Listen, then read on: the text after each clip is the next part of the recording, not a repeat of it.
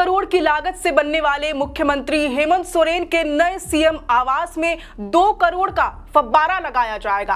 बाग बगीचे में तकरीबन 2.5 करोड़ के आसपास का खर्चा आएगा। बिजली, पानी और एसी मिलाकर 3.5 करोड़ रुपए खर्च किए जाएंगे। यूं ही नहीं, भाजपा इसे झारखंड का शीश महल करार दे रही है। दरअसल झारखंड सरकार के भवन निर्माण विभाग की ओर से रांची के कांके रोड पर मुख्यमंत्री के लिए एक नया आलीशान सीएम आवास का निर्माण होने जा रहा है।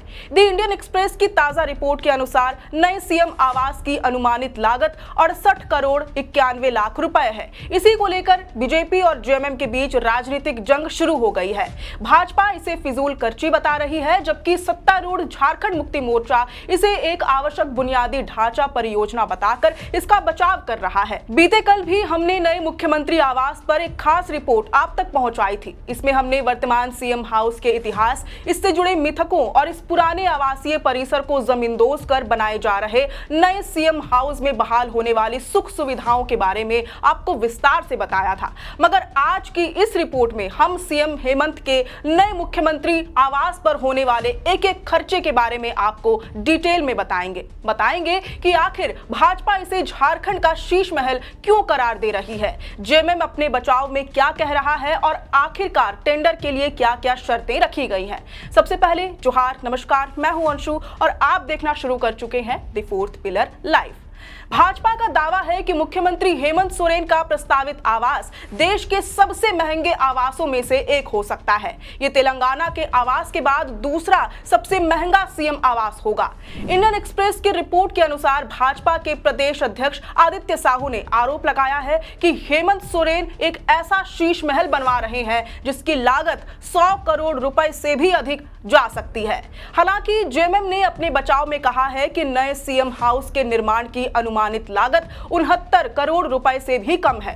द इंडियन एक्सप्रेस ने टेंडर के कागजातों के हवाले से बताया है कि मुख्य मकान के एक ढांचे को तैयार करने यानी सिविल वर्क पर ही 42.52 करोड़ यानी 42 करोड़ 52 लाख रुपए खर्च होंगे, जिसमें बेसमेंट के साथ ग्राउंड और पहली मंजिल बनाई जाएगी। इस मुख्य भवन के अंदर बिजली की फिटिंग में 1 करोड़ 29 लाख रुपए, नल और पाइप के काम में 1 करोड़ 1 लाख रुपए, आग से बचाव के लिए फायर फाइटिंग सिस्टम में 1 करोड़ 8 लाख रुपए, हीटिंग, वेंटिलेशन और एयर कंडीशनिंग सिस्टम में 1 करोड़ 30 लाख रुपए और लिफ्ट में 58,88,000 रुपए का खर्च आएगा। यानी इन आधुनिक सुविधाओं को बहाल करने में करीब 5 करोड़ रुपए से ज्यादा का खर्च आएगा। इसके अलावा घर के बाहरी हिस्से को भव्य बनाने के लिए भी बड़ा बजट रखा गया है। इसमें सुंदर फव्वारे और सजावटी तालाब बनाने पर 1 करोड़ 99 लाख रुपए यानी तकरीबन 2 करोड़ रुपए और बगीचे एवं पेड़ पौधों की सजावट पर 2 करोड़ 63 लाख रुपए खर्च किए जाएंगे।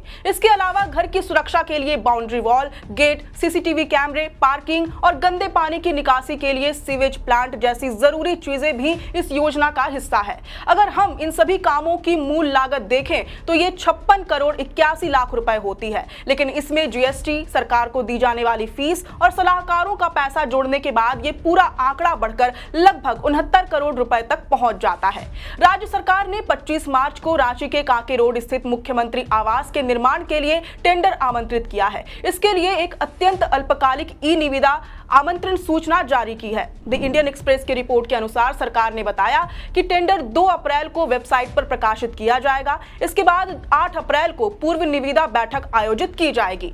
टेंडर जमा करने की अंतिम तिथि 29 अप्रैल है और निविदाएं 30 अप्रैल को खोली जाएंगी। वहीं दूसरी ओर भाजपा ने दावा किया है कि इस आंकड़े में इंटीरियर और फर्नीचर शामिल नहीं किए गए हैं, जिससे अंतिम लागत में काफी वृद्धि होगी। बीजेपी के दावे के अनुसार कुल लागत बढ़कर आसानी से 100 करोड़ तक पहुंच जाएगी। कल्याणकारी योजनाओं के क्रियान्वयन से तुलना करते हुए भाजपा प्रवक्ता प्रतुल शाहदेव ने द इंडियन एक्सप्रेस से कहा, एक ऐसे राज्य में जहां सरकार कहती है कि उसके पास अबुआ आवास और छात्रवृत्ति जैसी योजनाओं के लिए पैसे नहीं है, वहां मुख्यमंत्री आवास पर इतनी बड़ी बड़ी राशि खर्च करना घोर विरोधाभास है। पिछले 3 वर्षों में एक भी अबुआ आवास मकान पूरा नहीं हुआ है। हालांकि सत्ताधारी जेएमएम ने इन आरोपों को खारिज करते हुए परियोजना को एक रूटीन गवर्नमेंट इंफ्रास्ट्रक्चर इनिशिएटिव यानी नियमित सरकारी निर्माण कार्य का हिस्सा बताया। जेएमएम प्रवक्ता मनोज पांडे ने द इंडियन एक्सप्रेस को दिए बयान में कहा कि प्रस्तावित आवास किसी व्यक्ति विशेष के लिए नहीं बल्कि मुख्यमंत्री कार्यालय के लिए है। उन्होंने तर्क दिया कि भविष्य में जो भी इस पद पर आएगा वह इसका उपयोग करेगा। बीजेपी के आरोपों का पलटवार करते हुए जेएमएम प्रवक्ता मनोज पांडे ने साफ कहा कि विपक्ष इस मामले को बेवजह तूल देकर राजनीति कर रहा है। उन्होंने विरोध करने वाले नेताओं को नसीहत दी कि वे अपनी प्राथमिकताओं पर भी नजर डालें, क्योंकि दिल्ली में नए संसद भवन यानी सेंट्रल विस्टा जैसे प्रोजेक्ट्स और बड़े नेताओं की सुविधाओं पर पहले ही हजारों करोड़ रुपए खर्च किए जा चुके हैं। पांडे के अनुसार मुख्यमंत्री आवास पर हो रहा यह खर्च कोई दिखावा या विलासिता नहीं है, बल्कि एक सरकारी संस्थान की गरिमा और कामकाज के लिए बेहद जरूरी और बुनियादी आवश्यकता है। उन्होंने इस पूरे प्रोजेक्ट को व्यक्तिगत ऐशो आराम के बजाय व्यवस्था को मजबूत करने वाला कदम बताया है। अपने बयान में मनोज पांडे ने केंद्र की भाजपा सरकार पर झारखंड में कल्याणकारी योजनाओं के लिए केंद्रीय निधि रोकने का आरोप लगाया। कहा, इससे गरीबों के लिए आवास और पेयजल परियोजनाएं प्रभावित हुई हैं। उन्होंने भाजपा पर राज्य सरकार को चुनिंदा रूप से निशाना बनाने का भी आरोप लगाया। फिलहाल नए मुख्यमंत्री आवास को लेकर पक्ष और विपक्ष के अपने अपने तर्क हैं। अब ये देखना होगा कि आने वाले समय में ये परियोजना राज्य की राजनीति और विकास के पैमाने पर क्या मोड़ लेती है। वैसे अब इस पूरी रिपोर्ट पर आपकी क्या प्रतिक्रिया है, ये हमसे कमेंट बॉक्स में जरूर साझा करें।